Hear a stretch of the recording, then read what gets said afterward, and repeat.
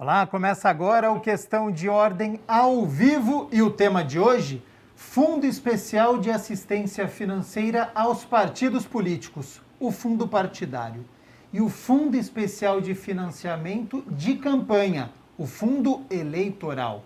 O projeto de lei de diretrizes orçamentárias para 2022, aprovado pelo Congresso Nacional, autoriza a previsão de 5,7 bilhões de reais para o fundo eleitoral, quase o triplo do valor destinado às campanhas políticas em 2018. Sobre este assunto, converso com o vereador Marcelo Silva, vereador Paulo Gaspar, com a vereadora Guida Calisto e, de forma virtual, Valdemir Moreira dos Reis Júnior, advogado da Comissão Eleitoral da OAB. Lembrando que o debate vai acontecer, farei as interrupções apenas quando o necessário.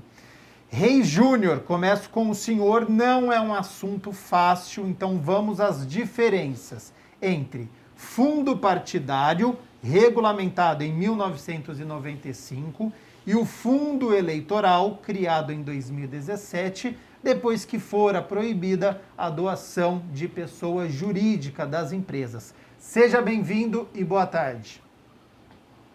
Boa tarde, Gabriel. Boa tarde aos vereadores, que estão com a gente aqui hoje, vereador Marcelo, vereadora Guida, vereador Paulo.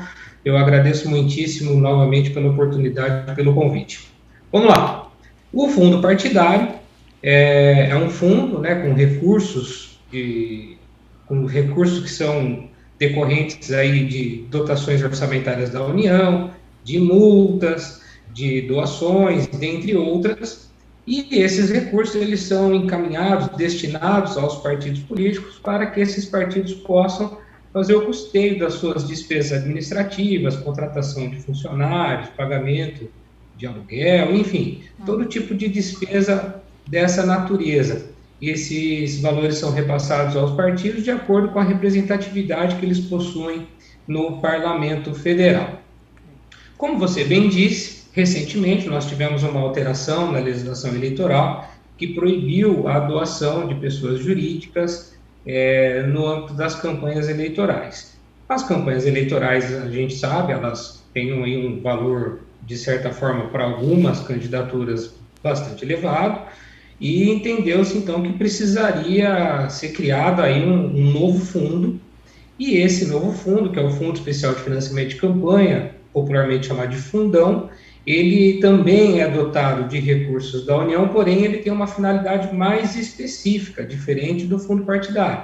A finalidade da dotação desse fundão é especificamente para o custeio de campanhas eleitorais. Então, esses recursos também são encaminhados aos partidos de acordo com as suas representatividades.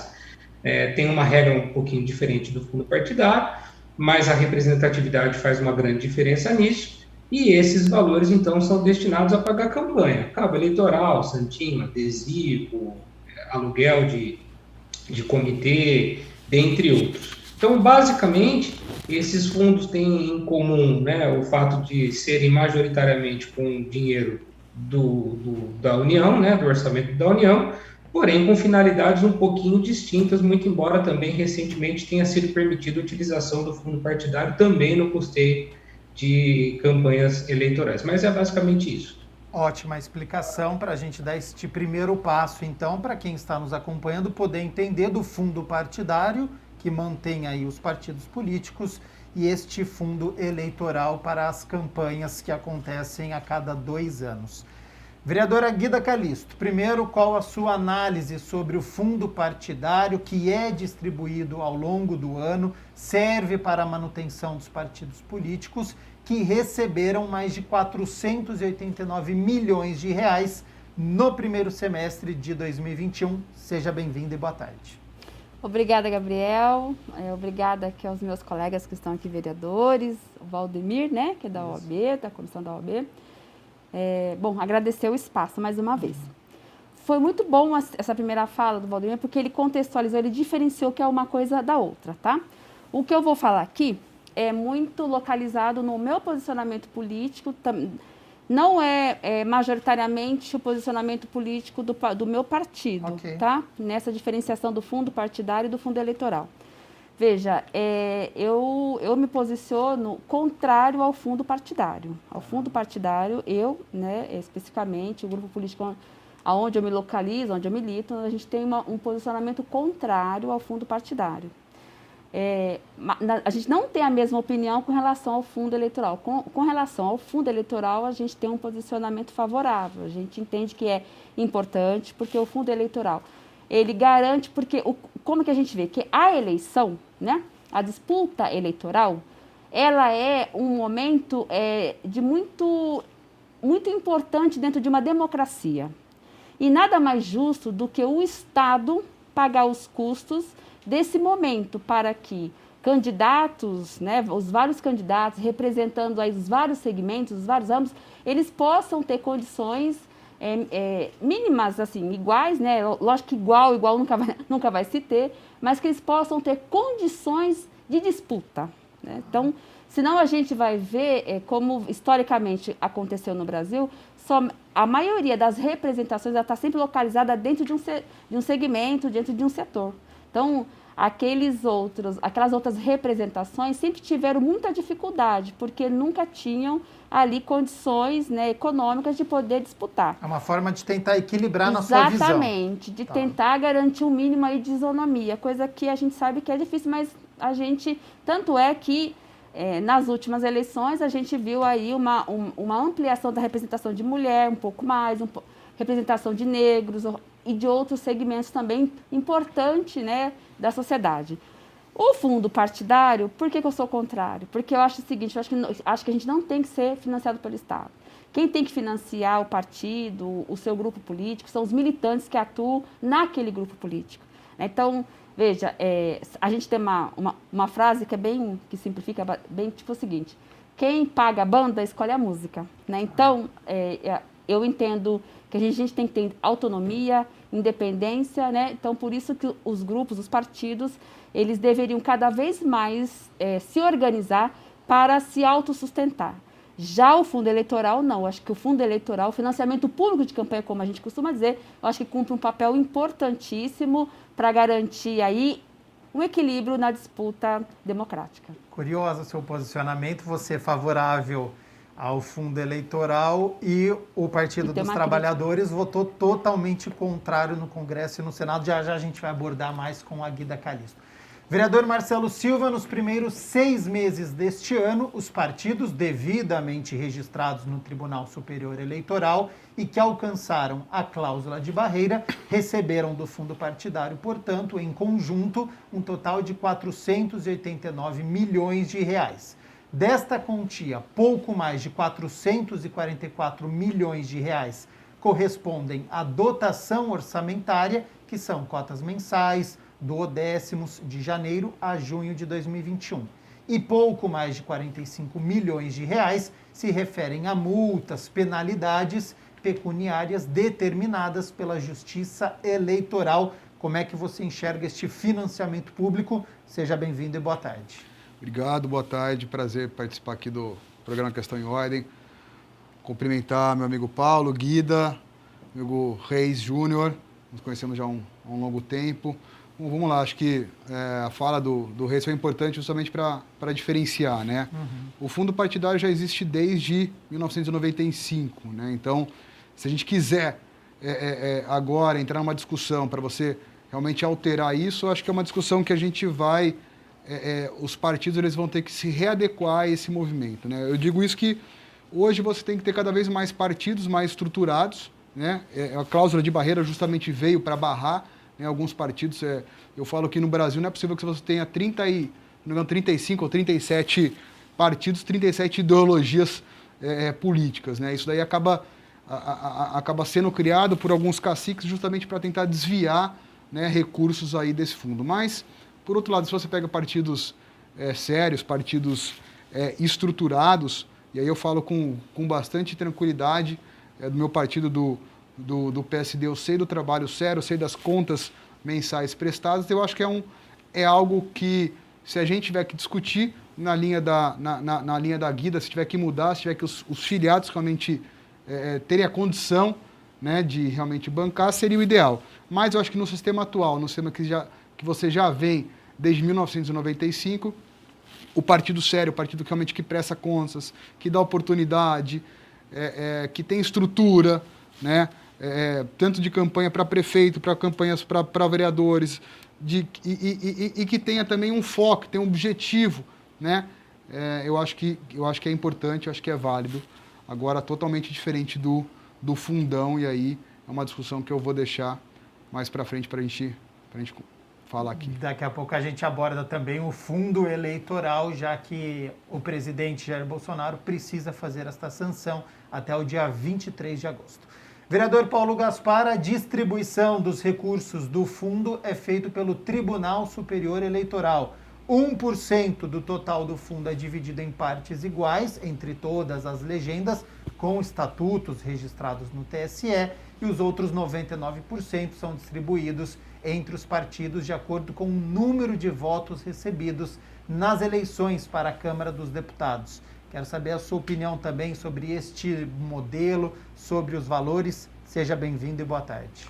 Obrigado, Gabriel, novamente pelo convite, participar aqui. Uma honra estar com meus colegas a Guida, o Marcelo, e esse debate tão importante para o Brasil, né? Bom, eu, como sendo do Partido Novo, um partido liberal, somos radicalmente contra qualquer um dos dois fundos, seja o partidário ou o eleitoral, né? Como política do partido, nós somos sustentados pela contribuição de cada afiliado. E assim que a gente pensa que deveria ser com todos os demais partidos. Então, quando a gente fala que o Estado deve financiar ou ajudar as campanhas eleitorais ou os partidos, na verdade o Estado ele não ajuda em nada, ele só arrecada imposto. E quem paga é o contribuinte, é o pagador de impostos, né?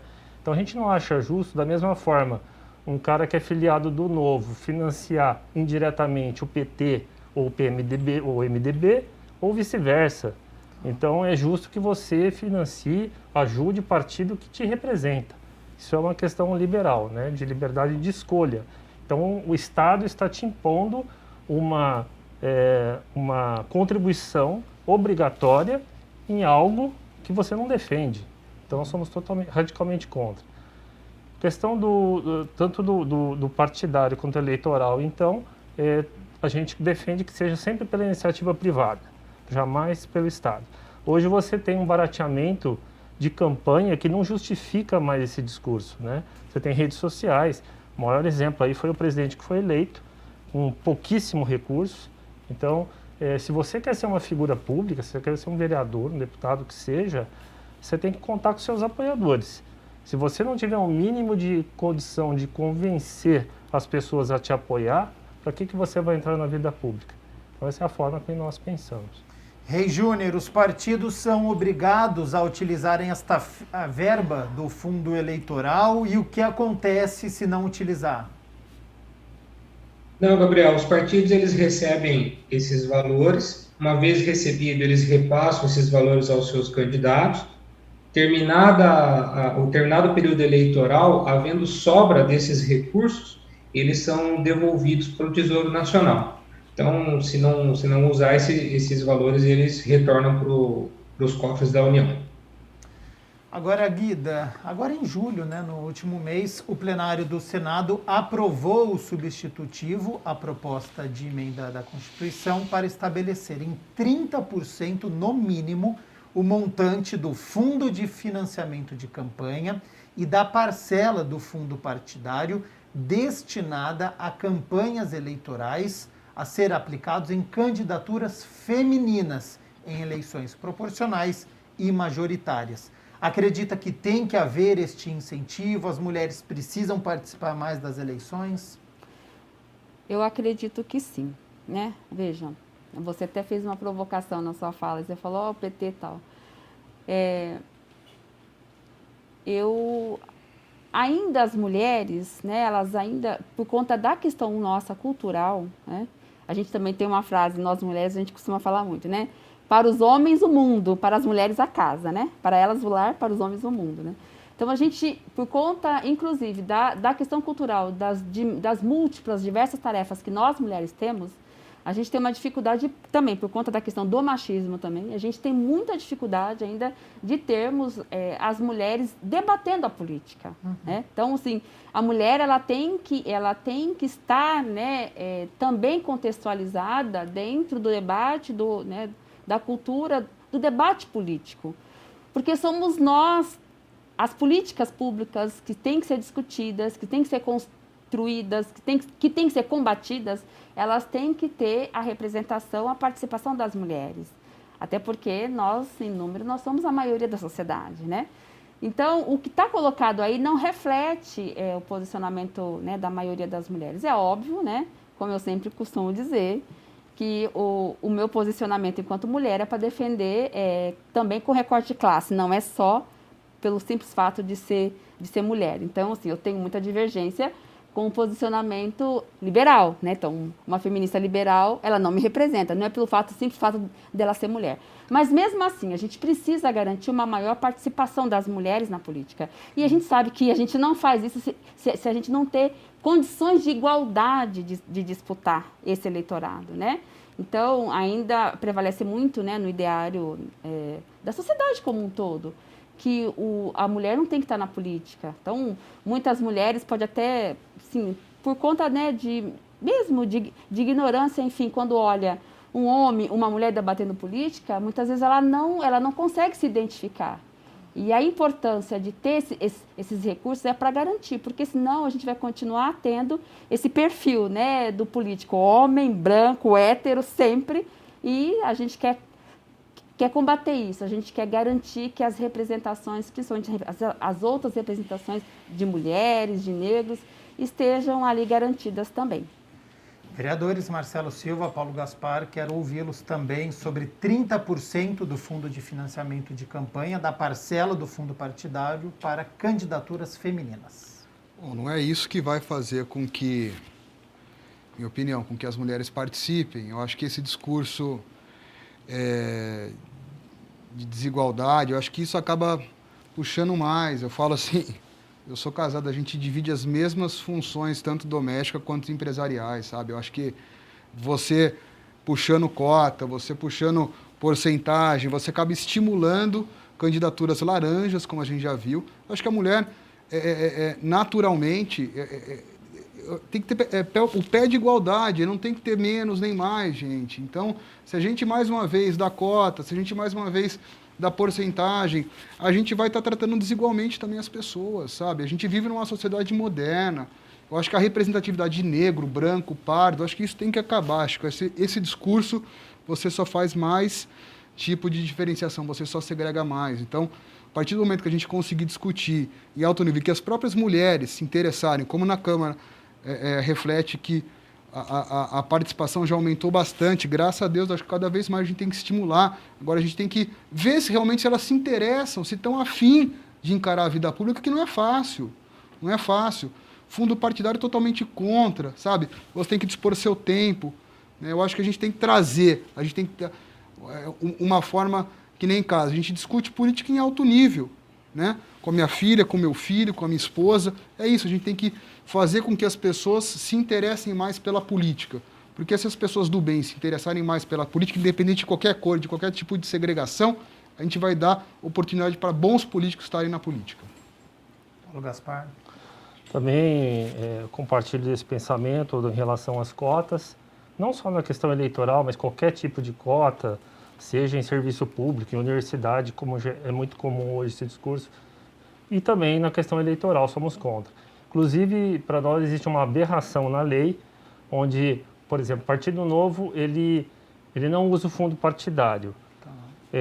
Então, ele devolve, como foi explicado pelo Reis Júnior. O fundo eleitoral, não existe uma lei que permita que seja devolvido. Nós somos obrigados a receber o dinheiro, depositar numa conta. Enquanto a gente não aprovar essa devolução, a gente não consegue devolver o dinheiro para os cofres públicos. Então, olha a aberração. Outra aberração, existe uma cota de 5% desse fundo eleitoral que tem que ser usado para evento, para promoção das mulheres. Então, imagina, o Estado te impondo a você usar um dinheiro público. Você é obrigado a usar, é como se estivesse impondo você a cometer um crime, né? Que que você não quer cometer. Então, assim, é absurdo. Então, somos contra cota, e sim, o Partido Novo foi o que mais elegeu proporcionalmente mulheres nessa eleição municipais, e colaboramos diariamente para incentivar a participação feminina cada vez mais, que é muito importante, como a nossa colega Guida já colocou. Reis Júnior, cotas de gênero em eleições proporcionais. O senhor entende que será cada vez mais comum? Como é que tem enxergado estas movimentações? Gabriel, eu tomo a liberdade agora de dar uma opinião. Eu sou absolutamente um entusiasta dessas divisões por cota, né? Essa ideia de cota de gênero, porque quando a gente fala em tratamento igual e tratamento isonômico, a gente só vai conseguir esse tratamento igual se a gente estiver diante de iguais. E não é isso que nós temos hoje no país, né? Nós temos que tratar as pessoas de maneira diferenciada para gerar a igualdade. É a chamada igualdade substancial. Se a gente usar a própria Câmara de Campinas como exemplo, salvo engano, nas últimas 2 legislaturas, das 33 cadeiras, apenas uma era ocupada por mulheres. Então, vejam que nós não temos uma igualdade de gênero, de modo que é necessário, então, que se pense numa igualdade substancial. Ou seja, formas de trazer uma igualdade, né, para esses gêneros. De modo que eu penso que essas cotas diferenciadas, elas não servem para diferenciar, elas servem para incentivar. Não é a cota, evidentemente, que vai resolver o problema. O fomento, né, da importância da mulher na política é o grande diferencial. Isso precisa ser feito, isso só vai ser feito com o tempo. E quando as mulheres, né, imbuídas desse, vamos chamar, né, desse mundo público, de querer participar das campanhas, participar da política, ela precisa chegar num ambiente que a acolha e que dê a ela condições de fazer campanha, né, de poder, então, aí sim, de forma igualitária, concorrer num ambiente que ele já historicamente dominado pelos homens. Não que isso seja um problema, mas é importante que essa participação seja mais igualitária. Dessa forma, Gabriel, eu entendo que essas cotas são sim importantes.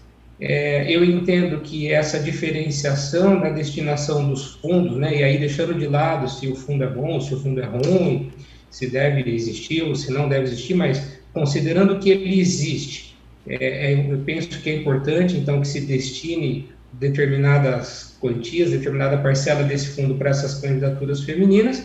E vou mais além até, Gabriel, eu sou um entusiasta da representatividade. Tem gente que fala, política não é lugar de professor, política não é lugar de pastor, política não é... Não, eu entendo que todo tipo de segmento tem direito de ter sua representatividade. Eu acho que quanto mais plural for o parlamento, mais a sociedade vai estar representada e mais a gente vai conseguir, então, por meio da política, fazer bem para toda a sociedade. Então, ao que tudo indica, essa ideia, né, eu vou chamar de proteção, não sei nem se é a palavra correta, mas essa ideia da proteção desses gêneros, eu entendo que é adequado, eu entendo que a gente ainda tem muito para caminhar nesse ponto e eu vejo como algo positivo. Não, que fiquei motivada para falar porque é isso, né? Ele acabou antecipando um pouco, né? Veja, a questão das cotas, ela é algo que ela tem o próprio, né? O próprio significado dela fala que é uma questão temporária, é uma questão de tentar se corrigir algo, né? Então não é algo para ficar permanente. E a política de cotas também, ela está dentro do ideário liberal, né? Não é algo do ideário, vamos dizer, comunista, socialista, não é. Ela está dentro do ideário liberal, né? De tentar aí garantir um pouco mais de isonomia. E é isso que ele falou. Você trata os iguais quando eles são iguais. Porque quando eles são diferentes, que é o caso, você tem que tratar de forma diferente, é óbvio, né? A questão da isonomia é exatamente isso, né? É esse tratamento para poder tentar se chegar um pouco, né, na igualdade. Então, não dá para você tratar segmentos tão diferenciados que culturalmente foram, né, assim, tão alijados do processo de forma igual. Então eu vou disputar em pé de igualdade com um grande empresário, né? representante, né, do setor aí, dos latifundiários. Não tem condição, né, gente? Então, vamos tentar garantir aí um pouco aí dessas condições mínimas, né, na disputa. Eu acho que o próprio sistema eleitoral, se você vê a composição das câmaras, né, ela já traz uma pluralidade de, entre aspas, personagens políticos, né? Aqui nós somos uma pluralidade de... Ninguém aqui representa um gênero X, A, B ou C. Então, acho que a própria democracia, ela já proporciona isso. E junto com o custo da campanha, né? Que acho que o Paulo comentou isso no começo, né? Se vocês pegarem o custo de campanha hoje, ele é muito baixo. Então, justamente porque você acabou reduzindo muito, né, o que você pode fazer, o que você não pode. Hoje, acho que você tem as redes sociais. Se você vê lá quanto eu gastei nessa campanha, foi praticamente nada pelo número de votos que eu tive. Justamente por quê? Porque a gente tem outros tipos de trabalho que são as redes sociais, né? Então, acho que é isso. Os 33 vereadores são 33 pessoas diferentes que representam pastor, evangélico, judeu, advogado, negro. Então, assim, isso já acontece de uma forma natural em razão do nosso sistema, em razão da própria pluralidade das pessoas, né? Numa democracia. Num colégio eleitoral em que você tem 820 mil votantes, que votam 500 mil pessoas, você tem ideias diferentes nesse mundo. Bom, vou dar um passo adiante. Quando vocês quiserem retornar ao assunto de fundo partidário, fiquem à vontade. Agora, o que deu muita polêmica recentemente é o fundo eleitoral. Você que está nos acompanhando deve ter lido alguma reportagem sobre o assunto, porque uma das principais fontes de receita para a realização das campanhas eleitorais é este fundo. O projeto de lei de diretrizes orçamentárias para 2022, aprovado pelo Congresso Nacional, autoriza a previsão de 5,7 bilhões de reais para este fundo eleitoral, quase o triplo do valor destinado às campanhas políticas de 2018. E o texto aprovado prevê um déficit de 170 bilhões de reais para o orçamento. Guida Calisto, o partido que você é filiada, o PT, votou contra este projeto e os valores, os 49 deputados e os 6 senadores. Quero voltar um pouquinho nessa sua opinião sobre o fundo eleitoral e sobre esta verba que está envolvida, se você concorda, se você acha que tinha que ser um pouco menos. Eu acho que é isso. A gente está num período também muito complicado, né, economicamente. Sou favorável, como eu disse, ao fundo eleitoral, ao financiamento público de campanha, eu sou favorável. Agora, eu acho que nesse momento, penso eu que nesse momento a gente poderia ter um posicionamento um pouco, né, mais restrito aí de querer aumentar esse fundo, né? Então, eu acho que o que foi colocado, a votação colocada ali, ela coloca a base do governo, aliás, o governo, né, com a sua base, né, porque o Centrão está na base do governo, né, vamos, né, resolver isso logo, está na base do governo e em todo momento está tensionando o governo para poder ocupar mais espaço, né, e o governo se utiliza desse setor, então, assim, é um problema que está colocado lá para eles, entendeu? Então, assim, agora eles vão ter que se virar nessa questão aí. O PT não é contrário ao fundo eleitoral, né? Isso entre nós é pacificado, financiamento público de campanha e tal. Mas nesse momento eu acho que a minha avaliação pessoal, acho que é um erro aumentar nos termos que foram aí votados. Se fosse o mesmo valor, por exemplo, de 2018, talvez o Partido dos Trabalhadores teria tido uma outra votação, por exemplo. Sim. Vereador Marcelo Silva, o partido em que o senhor é filiado, o PSD, 22 deputados votaram a favor e 5 contrários. E no Senado, 8 votaram a favor e 2 contrários. Se o Marcelo Silva fosse deputado, votaria a favor ou contra os 5 bilhões ao fundo partidário e por quê? Bom, você me conhece, você sabe a minha posição, todos sabem, radicalmente contra. Até por isso eu estou também no PSD, como você viu. É um partido que deixa você à vontade. Desde a primeira vez que eu me filiei, a gente conversou com o Guilherme, com o Arthur, com o Gilberto Kassab, e eles disseram, o mandato é seu, você vota de acordo com as suas convicções, e assim eu tenho pautado a minha vida política desde o primeiro dia que eu pisei aqui. Realmente não dá para aceitar financiamento público de campanhas. Para mim é inadmissível, né, ainda mais na pandemia, ainda mais com a economia tentando se reestruturar. Nós, cidadãos, estamos pagando as campanhas. Quem quer ser candidato, quem quer abrir sua empresa, ninguém vai pagar para você abrir sua empresa, né? Olha, Guida, eu vou te ajudar, eu vou dar aqui 100 mil reais, você abre sua empresa. Então, gente, é inadmissível. Então, a gente tem que voltar um pouco na história. Por que criou-se esse fundão, né? Infelizmente, graças aos escândalos de corrupção, né, na época que o PT governava o Brasil, né, que tinha-se o financiamento privado e tinham aqueles acordos com empreiteiras. Então, tudo isso deu em razão da corrupção que foi a base aí do governo do Partido dos Trabalhadores no Brasil. Aí tentou-se tirar o financiamento, né, da iniciativa privada, que para mim é um erro. Para mim tem que ter um controle, né? Como é que você vai controlar aquela empresa? Ela não está pagando aquele político para ser um fantoche daquela empresa.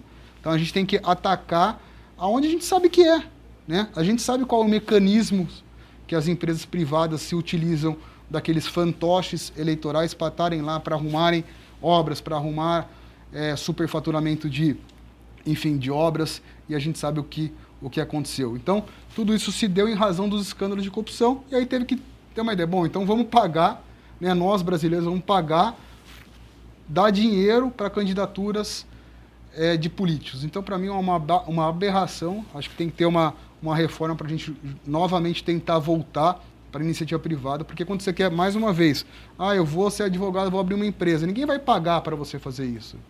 Então, se você quer ser político, você tem que ter o seu conjunto de apoiadores. Aí não é nem dinheiro, né, como muito bem colocou o Paulo. Você tem que ter pessoas que realmente vistam a sua camisa, que acreditem em você. A rede social é livre, né, e que você vá trabalhando paulatinamente, você vai construindo o seu nome, você vai construindo através das suas ideias um grupo grande de apoiadores que estarão do seu lado. Eu acho que isso é o que vale da política, né? Não é o dinheiro, ainda mais um dinheiro público, né? Desde o começo eu nunca utilizei um real, muito embora meu partido tenha, mas desde o começo eu fui muito claro, eu vou abrir mão. A última campanha não custou 15 mil reais, né, para 7 mil votos. Então, acho que a gente tem que colocar na balança e saber realmente aonde está o problema, que a gente já sabe onde está o problema, e tentar atacar para tirar esse dinheiro público, colocar na educação, colocar na saúde, onde realmente está precisando. Por você, o fundo eleitoral seria extinto? Extinto. Totalmente extinto. Vereador Paulo Gaspar, os 8 deputados do Partido Novo votaram não a esta proposta. Esta aprovação já aconteceu no Senado também. O senhor protocolou uma moção em que protesta contra o aumento do fundo eleitoral para 5,7 bilhões de reais. Queria que explicasse agora o porquê desta moção, as suas justificativas. Inclusive, se me permite, Gabriel, nessa votação da LDO, onde foi incluído o fundo eleitoral junto, para que camuflasse, né? Porque sim, aí tem aqueles que votaram, eu votei a favor da LDO, mas eu sou contra o fundão, né? Isso foi feito de propósito, né? O Novo fez um destaque para separar essas votações, mas até esses que depois vieram dar desculpa na rede social não estavam lá para defender o destaque, né? E aí, em relação ao fundo, os valores do fundo, foi feita uma consultoria na Câmara, onde o piso mínimo é 800 milhões para esse fundo eleitoral. E não como o presidente colocou, que talvez ele tivesse que aprovar os 4 bilhões, que seria o mínimo, né? E é uma inverdade. Então, o piso mínimo seria 800 milhões. Já estão apontando que esse valor teria que ser os 2 bi mais a correção, que vai dar um pouco mais. Enfim, a questão da moção é porque, fora a questão que nós somos contra a questão do fundo, um aumento imoral, e a gente sabe que é uma grande falácia, porque assim, eles colocam o valor de 6 bi, vamos arredondar, porque eles sabem que não vai passar, vai ter que ter todo esse teatro para vetar, não sei o quê. Se chegar nos 4, todo mundo vai ter o sentimento de vitória, né? Então a gente não quer os 4, a gente não quer os 6, a gente não quer os 2, a gente não queria nada. Mas se tiver que ser, que seja, que mantenha o da eleição passada. A moção foi nesse sentido, para a gente mostrar a nossa indignação, como muitas outras que a gente fez, né? em relação a outras votações de fundo partidário eleitoral que houveram, e aí cada ano, cada votação, eles vão colocando mais dinheiro, né? Eles vão inventando mais valores para tentar conseguir o máximo e depois ter um desconto e sair como vitoriosa, a sociedade sair como, não foi tão ruim assim, né? Então, eu espero que, não foi votado hoje, mas eu espero que seja aprovada. Reis Júnior, sobre este assunto que o Paulo Gaspar citou de no mínimo 800 milhões e não o mínimo de 4 bilhões. Os recursos deste fundo eleitoral vêm de duas parcelas. Um valor base obrigatório, indicado pelo TSE, que corresponde ao valor das renúncias de receita de propaganda partidária de 2016 e 2017, atualizados pelo INPC. E a segunda parcela é uma porcentagem que não é pré-estabelecida das emendas de bancada estadual de orçamento. O presidente Jair Bolsonaro tem até o dia 23 de agosto para sancionar a lei de diretrizes orçamentárias que contém este fundo eleitoral. Ele pode vetar a segunda parcela, que não é pré-estabelecida? Reis. Bom, Gabriel, antes de te responder objetivamente, eu quero só dizer que eu, pessoalmente, também, assim como os 3 vereadores, eu também me posiciono contrário a esse aumento. Penso que, além de não haver a necessidade, penso que o momento também não é adequado. Bom, deixando isso de lado, respondendo a sua pergunta, só é importante deixar claro para quem nos assiste que esse aumento ele ainda não é uma realidade concreta. Esse aumento ele ainda não gerou, né, nem R$1, nem 1 centavo de aumento de gastos da União, nem nada do tipo. O que foi aprovado foi a Lei de Diretrizes Orçamentárias, que é uma lei que vai dar aí, como posso dizer, os parâmetros, né, que é uma lei que vai ditar as regras do orçamento que o governo vai mandar para o Congresso Nacional e que vai ser votado lá em dezembro no Congresso Nacional. A gente costuma dizer no direito, Gabriel, que quem pode o mais pode o menos. E por que eu estou te dizendo isso? A Lei de Diretrizes Orçamentárias, ao instituir aí esses quase 6 bilhões no fundo partidário, no fundo eleitoral, perdão, não significa dizer que na peça orçamentária da União vai estar esses 6 bilhões. E ainda que esteja, nada impede que o Congresso também faça aí as alterações que ele entende que deve fazer, inclusive reduzindo este valor. Pode até não ser muito coerente, na medida em que foi, né, o próprio Congresso que aprovou o aumento para 6, então, diante desse desgaste, né, público e massacrante a respeito desse aumento, nada impede que lá na peça orçamentária esse valor fique aí na casa dos 2 bilhões, ou um pouco mais, como disse o vereador Paulo Gaspar. Tecnicamente falando, eu particularmente, e respeitadas as opiniões em sentido contrário, eu entendo que o presidente não pode vetar. Até porque, Gabriel, o veto não resolve o problema. Por que não resolve o problema? Tem gente defendendo o veto, dizendo que se o presidente vetar os 6 bilhões, vai ficar 2. Isso não vai acontecer. Se o presidente vetar, não vai ficar nada. E isso não pode acontecer. Tá? Se o presidente veta, há quem diga, há quem defenda que ele pode até responder por crime de responsabilidade. Penso eu que o presidente não vai ter outra opção que não seja a sanção, tá certo? E aí, diante dessa repercussão negativa, esperamos, né, que tanto o presidente como o Congresso Nacional, na hora de discutir a peça orçamentária que vai reger o ano de 2022, não coloque no orçamento os 5,7 bilhões, e sim os 2 que foram no ano passado, ou o valor que entender razoável, né, a partir de uma ampla discussão no Congresso Nacional.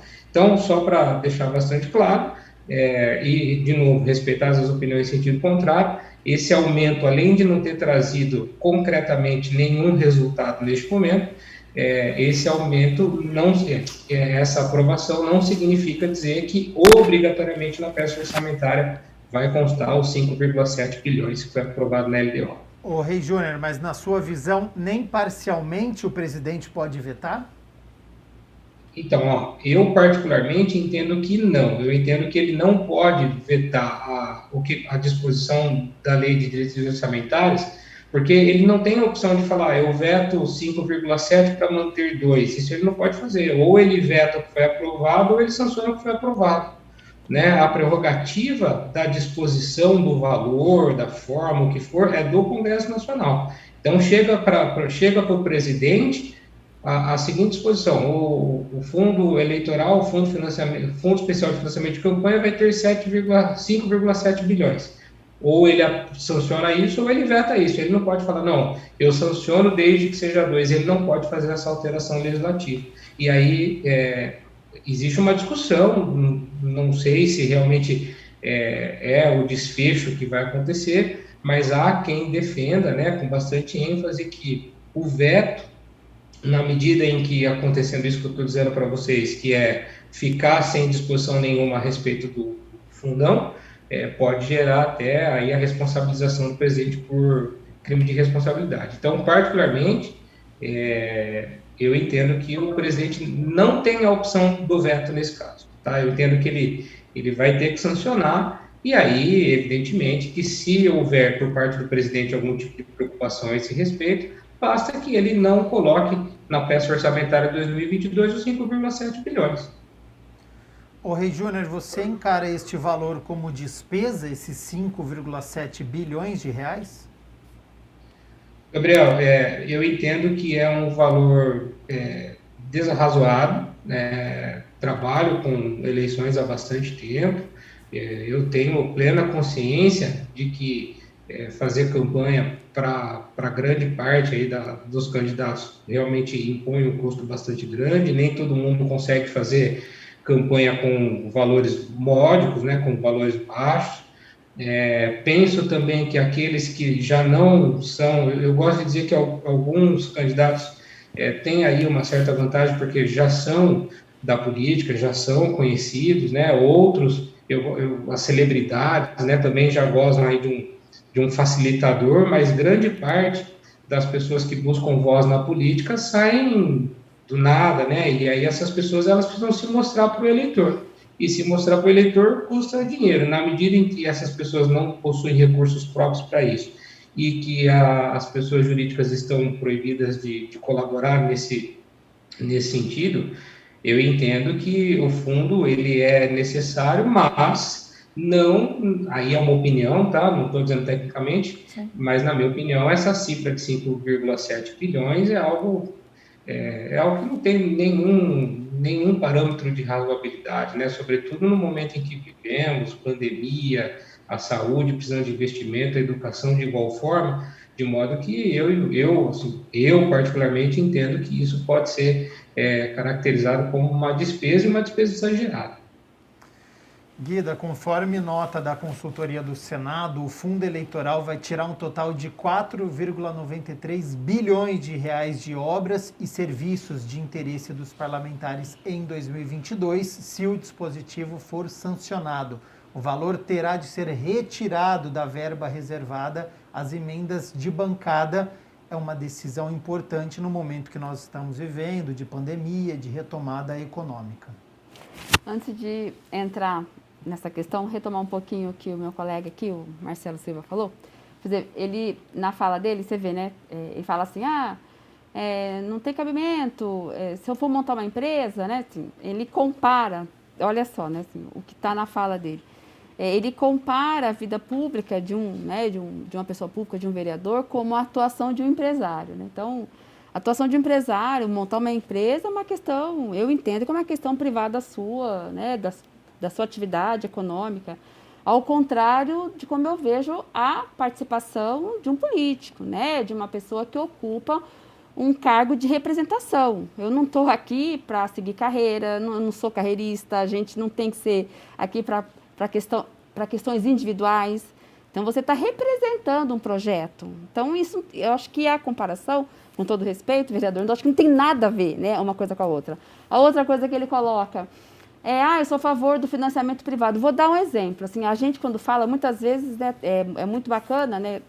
E muitas vezes eu recebo crítica dos colegas, né, aqui da direita, da extrema-direita, eles falam assim, na teoria é muito fácil. Então, eu também vou usar o mesmo argumento. Na teoria é muito fácil. Vou dar um exemplo prático nosso aqui. Acho que foi na eleição de 2013, o prefeito aqui de Campinas, quando a gente foi olhar as contas dele, a gente fazia sempre um comentário sobre isso, sobre a situação do transporte público, né? A empresa que mais contribuiu com a campanha do prefeito foi a empresa que mais recebeu depois retorno de subsídio no transporte público aqui na cidade. Era subsídio altíssimo. E o transporte público no município sempre foi precário, porque eu muito usei. Hoje, atualmente, não estou usando tanto o transporte público, mas eu sempre utilizei o transporte público.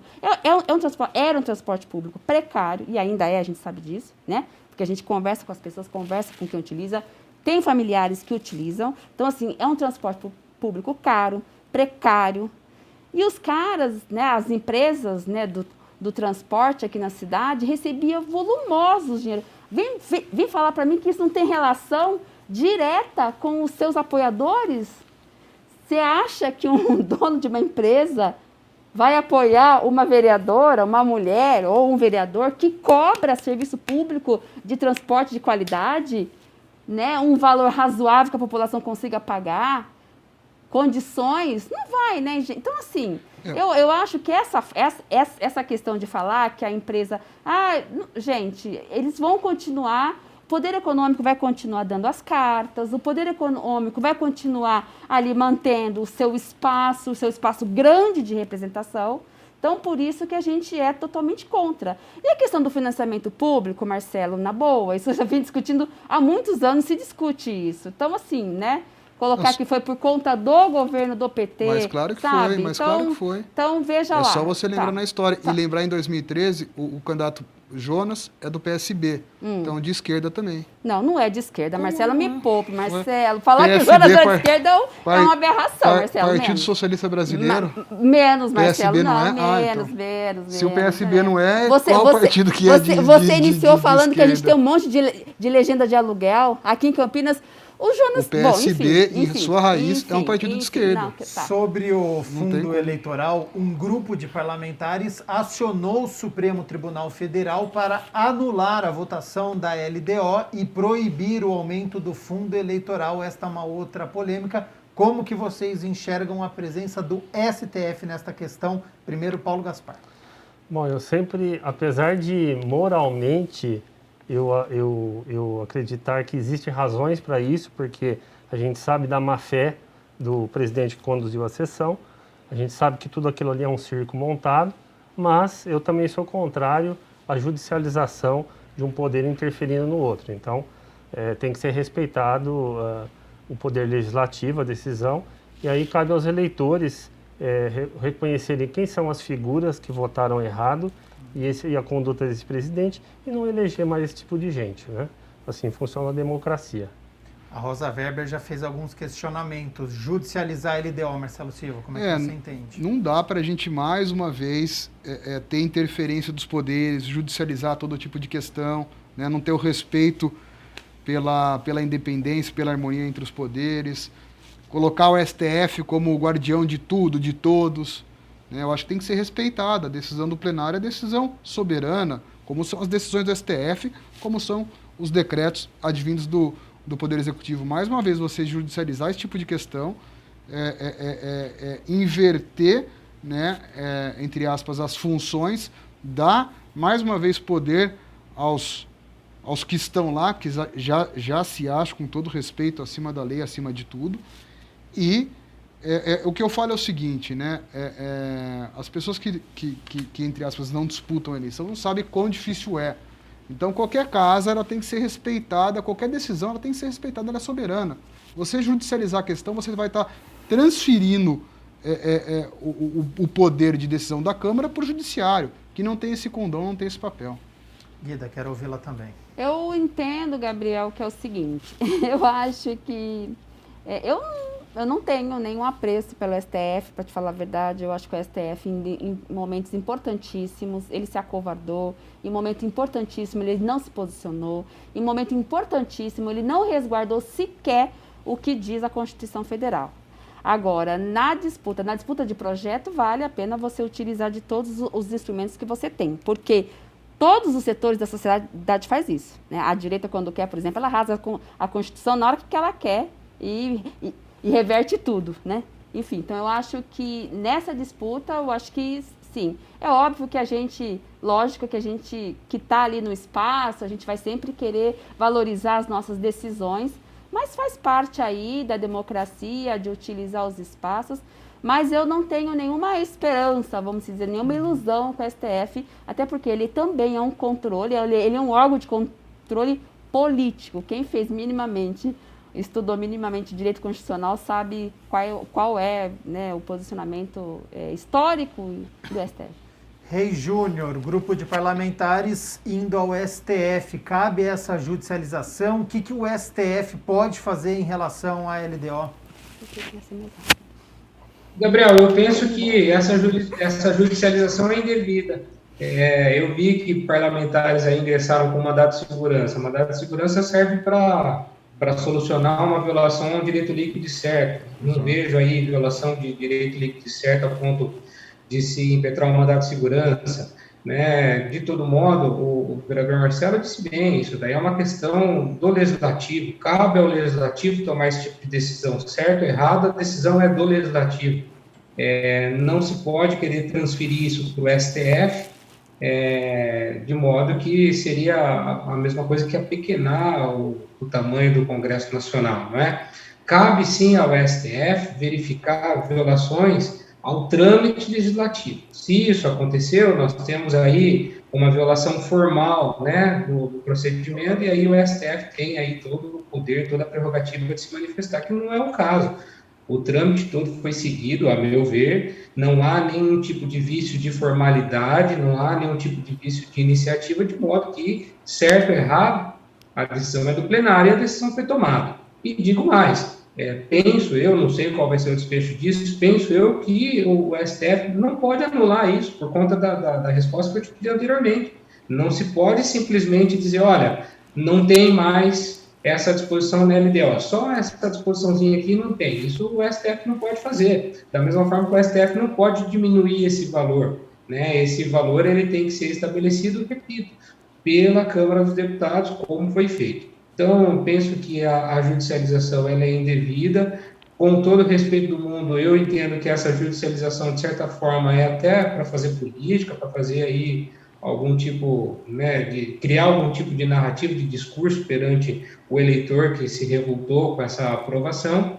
E, mais uma vez, eu repito, a solução para isso não é do STF, a solução para isso está na mão do presidente ao fazer a peça do orçamento 2022 e do Congresso Nacional na hora de votar o orçamento em dezembro. São esses dois atores que vão solucionar esse problema, se quiserem solucionar esse problema. Se quiserem, tem todas as formas, tudo o que é possível fazer para solucionar, está na mão deles.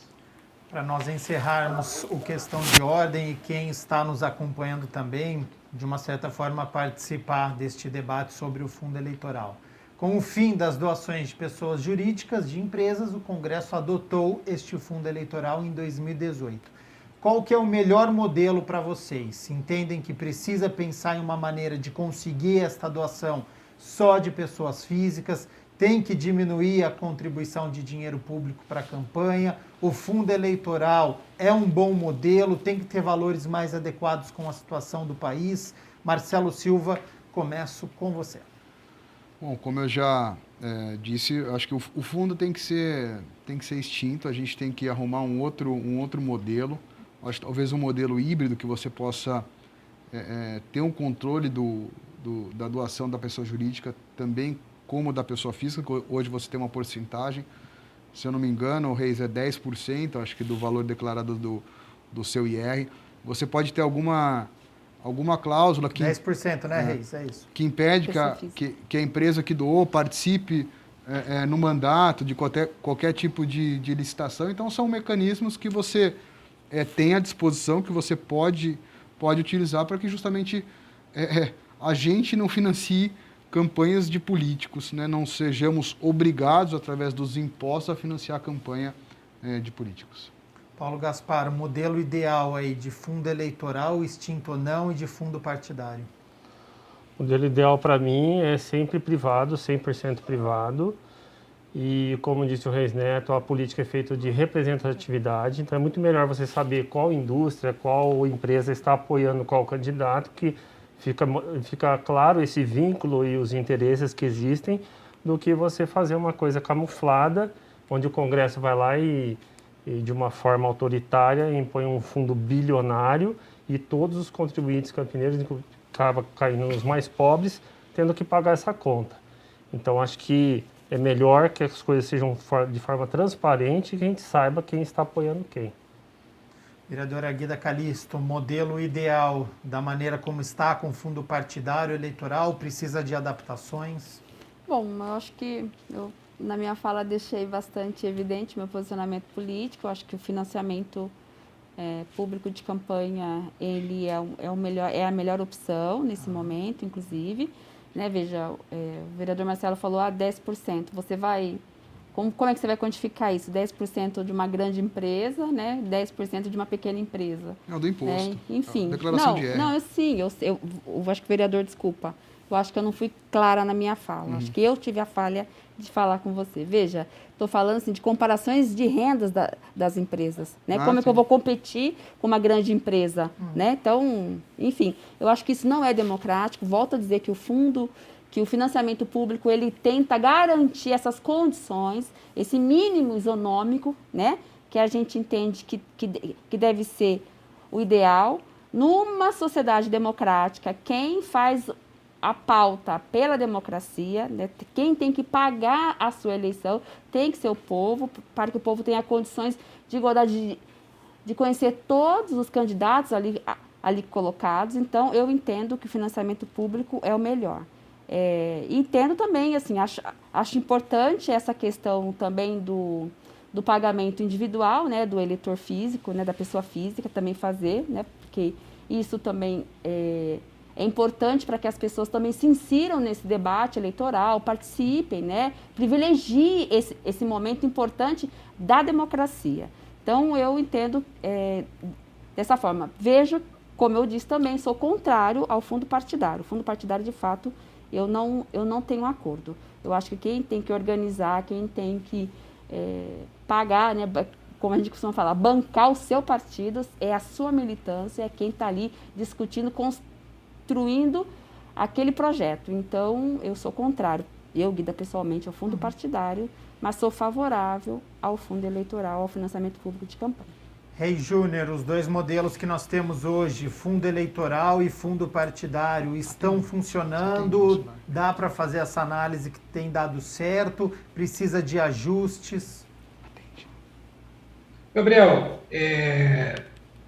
tem dado certo, né? Independentemente se a gente vai elogiar ou criticar a origem dos fundos, a finalidade dos fundos, a gente pode dizer que ele tem dado certo. O que eu, particularmente, por militar nessa área do direito eleitoral, eu posso dizer é que é importante que a Justiça Eleitoral fiscalize melhor a utilização desses recursos.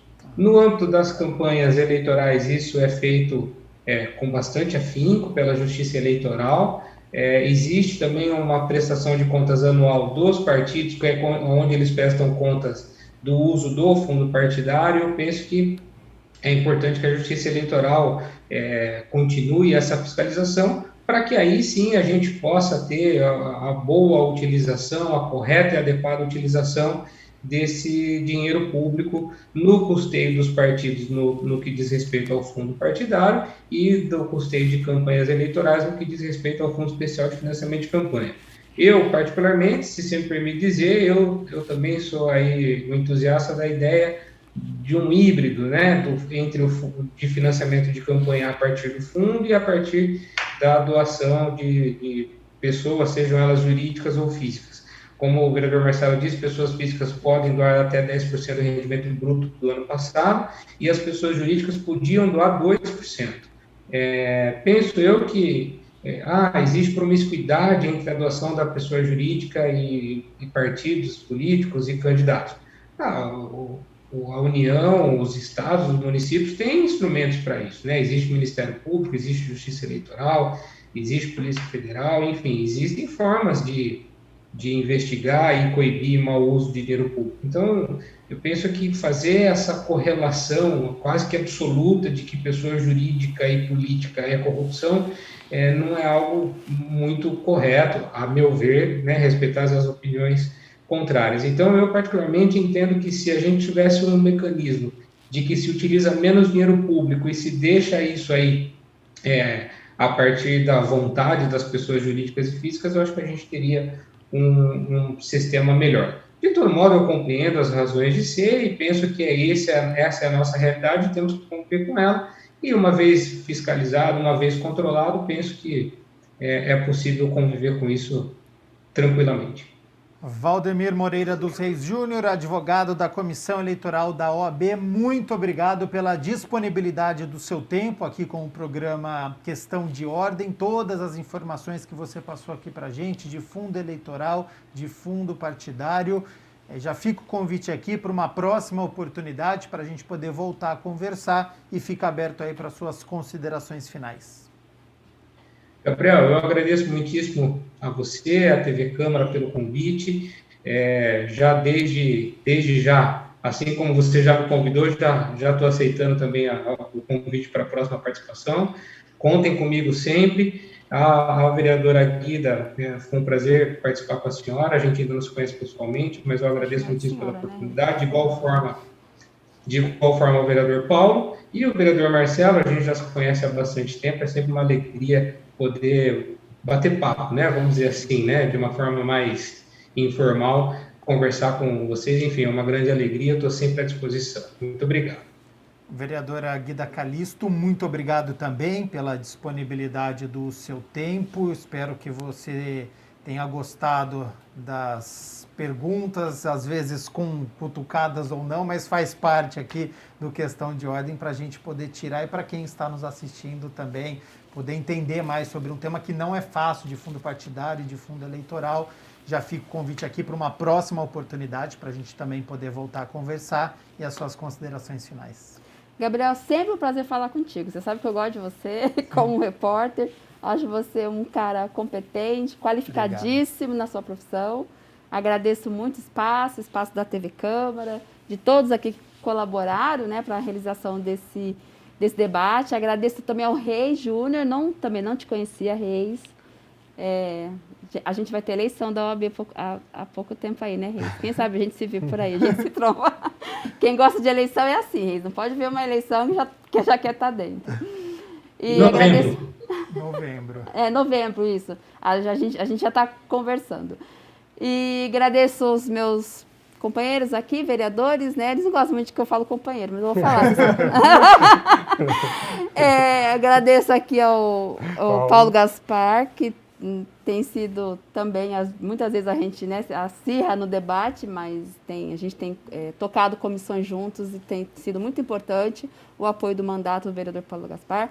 Agradeço também a oportunidade da gente brigar um pouquinho, né, Marcelo?